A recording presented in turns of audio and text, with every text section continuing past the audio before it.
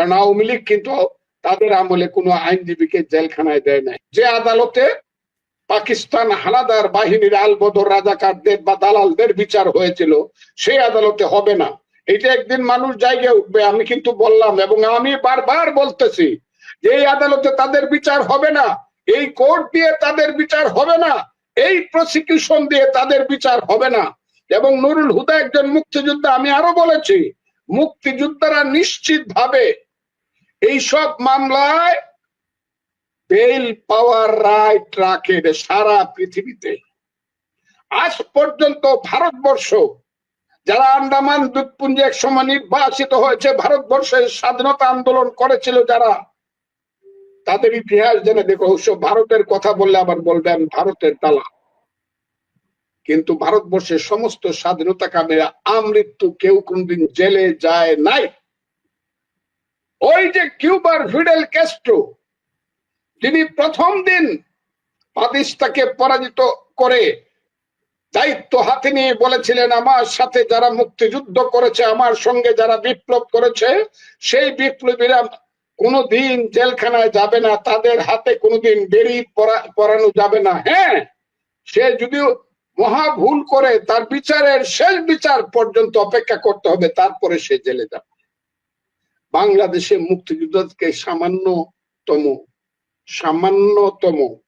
সম্মান দেওয়া হচ্ছে না। কেন হচ্ছে না আমি জানি। এই কারণে জানি যে এই দেশের মানুষ বড় একটা ধাঁধার মধ্যে পড়ে গিয়েছিল। সেই ধাঁধাটা হলো 15 বছর শেখ হাসিনা সরকারের কুশাসনের কারণে আমার মতো লোকের মধ্যে একটা জিনিস চিন্তা এসেছিল যে শেখ হাসিনা এই মুহূর্তে যাওয়া দরকার। আমাকে প্রশ্ন করেছিল তাহলে কে আসবে, আমি উত্তর দিয়েছিলাম প্রয়োজনে আজরাইল আসুক। এখন দেখতেছি আজরাইলের চেয়েও অনেক খারাপ জিনিস আসছে। কাজেই মানুষের এখানে ইজ্জত নাই, মানুষের এখানে সম্মানের কোনো নিশ্চয়তা নাই, মানুষ বিপদে পড়লে যাওয়ার কোনো জায়গা নাই। এই ধরনের নৈরাজ্যজনক একটা দেশ, 212টা দেশ পৃথিবীতে আছে, একটা দেশ আছে কিনা আমি জানি এই ধরনের নৈরাজ্যজনক অবস্থা বাংলাদেশে যা আছে। আমি একটা উদাহরণ দিই আপনাকে, শুনেন। আমি প্রত্যেক দিন সকাল 9টা থেকে বিকাল 5টা পর্যন্ত কোর্টে মামলা করি, আমি আপনাকে বলি, এবং আমি ক্রিমিনাল ল প্র্যাকটিস করি। ক্রিমিনাল বেঞ্চে আমি যাই, সেইখানে আমি দেখছি আজকে কি অবস্থা চলছে। ওই যে আগেও বলছি এখনো বলছি যে আওয়ামী লীগের 15 বছরের শাসনে বিএনপির কোন সিনিয়র অ্যাডভোকেট জেলখানায় যেতে হয় না। এমনকি অ্যাডভোকেট হইলে পরে কোর্টে আসলেই বেল, একটা প্রশ্ন জিজ্ঞাসা করা হয় নাই। আওয়ামী লীগের 15 বছরে হাইকোর্টে কোন বিএনপির উকিল আগাম জামিন বলেন আর রেগুলার জামিন বলেন, বেল। এখন শত শত উকিল জেল কাটতেছে। আমি ওদের পক্ষে না, আমি হইলাম আমার পক্ষে। আমি আমার নেতাদেরকে বলি দিন কিন্তু আসতে পারে। আমি আমার উকিল যারা সিনিয়র উকিল যারা বিএনপি করেন তাদেরকে বলি দিন কিন্তু আসতে পারে। কারণ বাংলাদেশ কিন্তু জোয়ার ভাটার দেশ, এই দেশ কিন্তু জোয়ার ভাটার দেশ। এদেশ এমন নাও থাকতে পারে। আর সবার উপরে আছে যে যিনি আমাদেরকে সৃষ্টি করেছেন, ওয়াতাইজ্জু মান তাশাউ ওয়াতাজিল্লু মান তাশাউ বিয়াদিকাল খায়র ইন্নাকা আলা কুল্লি শাইইন কাদির। কাজে আজকে যারা গণহারে বাংলাদেশের সমস্ত লার্নেড আইনজীবীকে জেল খাটাচ্ছেন এবং মাসের পর মাস জেলে রাখছেন, বেল পাওয়ার পরেও আবার আপিল করছেন, আপিল করার পরেও ছাড়া পাচ্ছে না, সুপ্রিম কোর্টে গিয়ে 6 মাস আটকে থাকে। আমি অনুরোধ করব বিশেষ করে আইনজীবীদের ব্যাপারে সিদ্ধান্ত নিতে হবে। কারণ আওয়ামী লীগ কিন্তু তাদের আমলে কোনো আইনজীবীকে জেলখানায় দেয় নাই। হ্যাঁ, আমি স্বীকার করব আওয়ামী লীগ দেশ নেত্রী বেগম খালেদা জিয়ার ব্যাপারে অন্যায় করেছে, আমি এই কথাটা নিশ্চিত ভাবে স্বীকার করব। অথবা অন্যান্য বিচারের ব্যাপারে হয়তোবা কোন লোক দোষী না, তাদেরকে জেল দিয়ে দিয়েছে। কিন্তু সাধারণ রাজনৈতিক মামলায় কোনো কারণেই কোনো আইনজীবী বা বিএনপির কোন সিনিয়র নেতা হোক আর জুনিয়র নেতা হোক, কেউ জেলে থাকে নাই হাইকোর্টে আসার পরে। আমি এটা চ্যালেঞ্জ করলাম। তো আমি সমস্ত কথা তো বলি আমার নিজের উপরে সমস্ত দায়িত্ব নিয়ে, যে ফজলুর রহমান মিথ্যা কথা বলে এই কথাটা কেউ বলে কিনা, কেউ বলতে পারবে না। আমি একজনের নাম বলি, তার নাম সিনিয়র অ্যাডভোকেট, তিনি আজকে পৃথিবীতে নাই, জনাব খন্দকার মাহবুব হোসেন। উনার নামে একটা মিথ্যা মামলা, গায়েবী, শেখ হাসিনা আমলে ছিল গায়েবী মামলা, আর এখন গায়েবী চেয়ে আরো অনেক কঠিন মামলা। মাহবুব হোসেন সাহেব, তাকে যখন এই মামলাটা দিল, খন্দকার মাহবুব হোসেন সাহেব আমাকে বলেন, ফজলু তুমি মামলাটা তুমি মুভ করো। সেই মামলাটা আমি মুভ করার সঙ্গে সঙ্গে আগাম জামিন দিলেন, এবং আগাম জামিনে উনাকে রাখার সঙ্গে সঙ্গে উনার মামলাটা একটা কোর্ট, যে কোর্ট আওয়ামী লীগ দ্বারা জজ হয়েছিল, যে কোর্টের সিনিয়র জজ, আমি নামও বলতে পারি, এবং ছাত্রলীগের নেতা ছিল রাজশাহী ইউনিভার্সিটি, সেই জজ খন্দকার মাহবুব হোসেনের মামলাটা দুইটা কথা শোনার পরে বলল, ইয়েস, রুল স্টে 561 এতে রুল স্টে করে দিল। এরকম বহু আছে, বহু বহু আমি বলতে পারি। এখনো যারা সিনিয়র অ্যাডভোকেট, যারা বিএনপির জীবিত আছে, তাদের নামে অনেক মামলা আছে, কিন্তু কাউকেই, একমাত্র 3 দিনের জন্য আমাদের সেক্রেটারি ছিল কাজল, রুহুল কুদ্দুস কাজল, 3-4 দিন হাজত, কিন্তু যখনই হাইকোর্টে আসছে বেল। কিন্তু আজকে যা হচ্ছে, এটা হলো একটা আইনজীবীদের ব্যাপারে, সিনিয়রদের ব্যাপারে। 2 নম্বর হইলো, রাজনীতি করে বাড়ির ছেলেটি বা পুরুষটি দেখা গেল তার স্ত্রী সহ আসামি, তার মেয়ে সহ আসামি। হ্যাঁ, মেয়ে আসামি হয়েছে, কিন্তু দুর্নীতি দমন মামলা যদি মেয়ের নাম থাকছে ব্যাংকে, বিএনপির সময় হয়েছে, কিন্তু এখন কিন্তু ক্রিমিনাল কেসে ওই যে গুলি করছে শেখ হাসিনা সহ আরো 277 জন, ওই 277 জনের ঘরের বউরে দিয়া দিছে, বেল পাইছে সুপ্রিম কোর্ট থেকে, তারপরও বাড়িতে পারে না, আরেকটা কেস, আবার সুপ্রিম কোর্ট পর্যন্ত আইসা বেল পাইছে, আরেকটা মামলা, আবার সুপ্রিম কোর্টে আসছে, তারপরে আবার আরেকটা মামলা। ওই জেল গেটে আসতে পরে না আপনার নামে আরেকটা নতুন মামলা আসছে। এইগুলা কিন্তু একটা দেশকে ভালোর পথ, আমরা তো ভালোর জন্য, আমরা তো মনে করছিলাম শেখ হাসিনা চইলা গেলে পরে আইনের শাসন হবে, বিচার বিভাগের স্বাধীনতা হবে। সেদিন দেখলাম ডক্টর কামাল হোসেন সাহেবের সুযোগ্য কন্যা, যিনি এখন বাংলাদেশের সিনিয়র অ্যাডভোকেট, সারা হোসেন, উনি বললেন, আমিও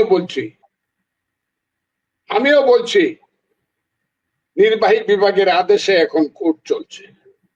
হয় নির্বাহী বিভাগ আদেশ দিয়ে কোর্ট চালাবে, বিচারক থাকবে না, আর না হলে বিচারক থাকবে, নির্বাহী বিভাগের আদেশ থাকবে না, শুধু আদেশটা হবে আইনের মাধ্যমে।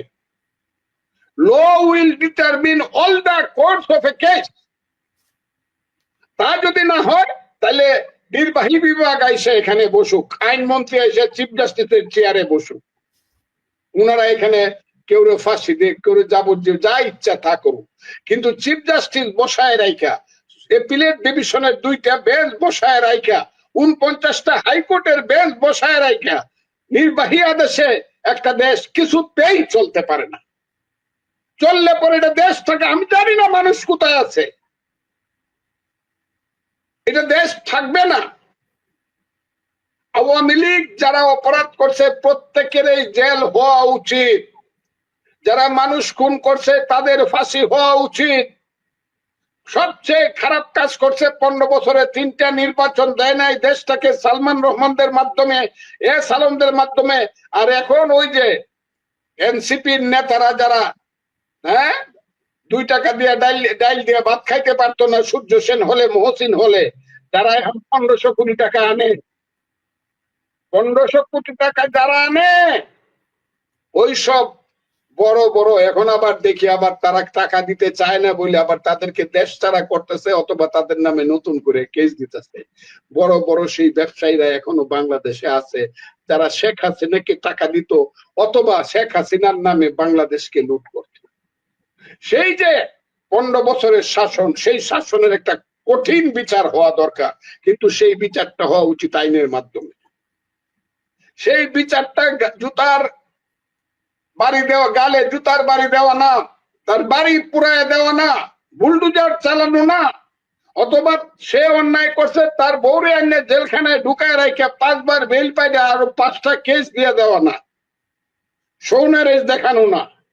আমি আজকে এখানে বসছি একটা মাত্র কারণে, এই জিনিসগুলা হচ্ছে। এটা কিন্তু জোয়ার বাটার দেশ। আমি সব সময় বলি, আমি আর চাই না এই দেশে এইসব হোক। আমি চাই না কোনো কারণে সরকার পরিবর্তন হইলে পরে আবার আমার গালে কেউ জুতার বাড়ি দিক, অথবা আমি জেলখানায় পড়ে থাকি, 3 বার বেল পাইলে পরে আবার আপিল করে 7টা কেস আমার নামে দেখ। ওটা আমি চাই না, কারণ আমার বয়স হয়েছে 78। এই 3রা অক্টোবর আমার বয়স হবে 78 বছর। আমি আপনাকে বলি, মুক্তিযুদ্ধ করেছিলাম, কত সুন্দর স্বপ্ন দেখেছিলাম, কত সুন্দর গ্রামের স্বপ্ন দেখেছিলাম। সুন্দর গ্রাম হবে, ছবির মতো দেশ হবে, আইনের মাধ্যমে দেশ চলবে, গণতন্ত্র হবে, গরিব মানুষের পেটের ভাত পরনের কাপড় হবে, গরিবের সন্তানের শিক্ষা শেষে মানুষের চাকরি হবে, এই দেশ একটা ধর্মনিরপেক্ষ দেশ হবে। যে ধর্মনিরপেক্ষতার প্রত্যেকটা কথা, আমি যারা আজকে আমাকে বকাবকি করেন, আল্লাহ বলেছেন প্রতিদিন প্রতি মুহূর্তে কোরআন শরীফের প্রত্যেকটি সূরায় বলেছে, প্রত্যেক জায়গাতে আমি চ্যালেঞ্জ করলাম, বলছে আমি হলাম সমস্ত বিশ্ব ব্রহ্মাণ্ডের সবকিছুর মালিক। সবকিছুর মালিক যদি আল্লাহ হয়ে থাকে, আমার আল্লাহ কোরআনে যদি বলে আমি হইলাম সবকিছুর মালিক, তাইলে সেই আল্লাহ আমারও মালিক, হিন্দু মুসলমান বৌদ্ধ খ্রিস্টান সবারই মালিক, হাতি ঘোড়া ভাগ ভাল্লুক গরু পশু সবার মালিক, গাছপালা সবার মালিক। কাজে আল্লাহ যেহেতু ডিফারেন্স করে না, আমি কেন ডিফারেন্স করব? আমি চাই ধর্ম নিরপেক্ষতার মাধ্যমে, ওই যে আমি সব সময় কথা বলি, মানুষ বলে ফজলুর রহমান পুরাণ কথা বলে, পুরাণ কথাই তো সত্য কথা। শোনো হে মানুষ ভাই, সবার উপরে মানুষ সত্য, তার উপরে নাই। রক্ত কাটলে সবার শরীর থেকে লাল রক্ত বের হয়, কারো রক্ত সাদা না, সাদা মানুষের রক্ত সাদা না, কালো মানুষের রক্ত সাদা না, বাদামি মানুষের রক্ত বাদামি না, সবার রক্ত লাল। কাজে আমি তো চাই মানুষের দেশ হোক, মানুষের পৃথিবী হোক, মানুষের সমাজ হোক। আজকে যা চলছে আমি দেখলাম না, শুধু এটা কি হইলো, ওই রবি ঠাকুরের বই রাখা যাবে না। কবি নজরুল ইসলাম, বিদ্রোহী কবি নজরুল ইসলাম, সে ইসলাম বিরোধী, অতদিন পরে আবার বলা হচ্ছে, বই ফালা দিতেছে, লাইব্রেরি থেকে 5 লক্ষ টাকার বই নিয়ে গেছে। আমি দেখলাম রবীন্দ্রনাথ ঠাকুরের শাহজাদপুরের সেই বাড়ি, যে বাড়িতে বৈশাখ কবিতা লেখছে রবীন্দ্রনাথ ঠাকুর, হায় হায় রে অসভ্য ইতরের দল, হ্যাঁ অমানুষ পশুর দল, যে বাড়িতে বৈশাখ হিন্দু মুসলমান বৌদ্ধ খ্রিস্টান কোনদিন রবীন্দ্রনাথ ঠাকুর ধর্ম দিয়া বিচার করে নাই, বরং মুসলমান কৃষক ছিল সবচেয়ে দরিদ্র, তাদেরকে সবচেয়ে বেশি সাহায্য করছে। তাদেরকে সাহায্য করার জন্য পূর্ব বাংলায় প্রথম ব্যাংক স্থাপন করছে নওগাঁয় এবং সিরাজগঞ্জে। সেই রবীন্দ্রনাথ ঠাকুর, যিনি হিন্দুও ছিল না ধর্মবিশ্বাসে যিনি ছিলেন ব্রাহ্মণ, যিনি একেশ্বরবাদে বিশ্বাস করতেন, সেই রবীন্দ্রনাথ ঠাকুর, যে রবীন্দ্রনাথ ঠাকুর হলো বাঙালি জাতির শ্রেষ্ঠ সন্তান। যতদিন চন্দ্র সূর্য উঠবে, যতদিন বাংলার বাঙালি জাতি থাকবে, একজন সাহিত্যিক নিয়ে যদি প্রথম এবং প্রধান গৌরব পৃথিবীতে করতে হয়, নোবেল লরিয়েট সেই রবীন্দ্রনাথ ঠাকুরের নামে আমাদের পরিচয় হবে, গৌরব করতে হবে। তার বাড়িটা ভাঙ্গিয়া দেয়, আগুন দিয়া পুরায় দেয়, একটা হাসিও দেয় না, একটা কাশিও দেয় না সরকার।